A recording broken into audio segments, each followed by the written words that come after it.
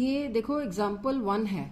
देखो एक्सरसाइज 8.1 की एग्जाम्पल्स अगर ये 5 कर लोगे, सारी एक्सरसाइज अपने आप ही सॉल्व हो जानी है आपकी, मतलब बहुत इजी लगने वाली है, क्योंकि हर एग्जाम्पल के बेस के ऊपर 3-4 सम्स होते हैं एक्सरसाइज में।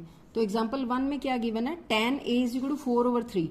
तो tan a का पहले फॉर्मूला जो हमने अभी इंपॉर्टेंट पॉइंट्स में किया है वो क्या होता है, tan a is equal to perpendicular over base. ठीक है, तो परपेंडिकुलर अभी क्या कराया था, अब यहां से देखो tan a बोल रहे हैं, यहाँ इन्होंने वो ये बनाया नहीं हुआ एंगल, तो ये एंगल है, ये c भी बोल सकते थे, तो tan a मतलब ये एंगल है। तो अगर c बोलते तो उसके अलग हो जाते, ठीक है, ये जो नाम अलग हो जाते साइड्स के। अब tan a है, पहले ये देखो a के अपोजिट क्या है, परपेंडिकुलर, एंगल के अपोजिट परपेंडिकुलर होता है, तो ये कितना है BC ओवर ये जो इसका एडजेसेंट क्या होता है बेस, ये क्या है AB, तो ये 4/3। तो इसका मतलब हमें ये मैंने लिख लिया 4K और 3K। ठीक है, और अब क्या करना, बाकी कहते बाकी रेशियोज ढूंढो। साइन ए का, इसके लिए आपको वही इंपॉर्टेंट पॉइंट्स में फॉर्मूला आना चाहिए, sine A is equal to perpendicular over hypotenuse, पहले वो सारे लिख लो। Cos A is equal to base over hypotenuse. ठीक है, इसके बाद आपको पता है tan ए का अपोजिट क्या होता है, cot A. Cot A is equal to, इसका उल्टा कर दो, बेस ओवर परपेंडिकुलर।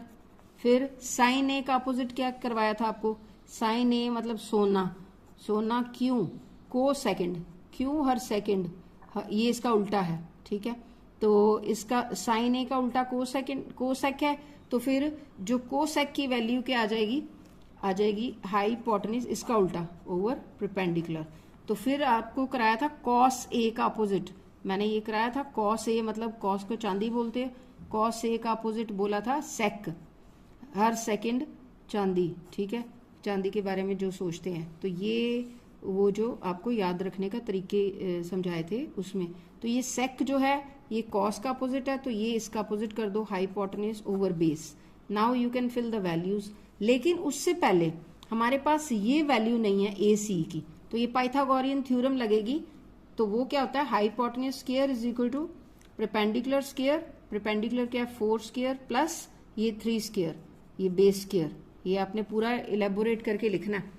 ठीक है, according to Pythagorean theorem hypotenuse square is equal to perpendicular square plus base square. ये आ गया 16 + 9 25, AC square is equal to 25, AC कितना बन गया √25, 5 होता है, तो ये 5 आ गया। तो अब यहाँ पे वैल्यूज भर दो, पहले तो इसकी ये साइड्स लिखो। परपेंडिकुलर कितना है इसका, परपेंडिकुलर है ये 4,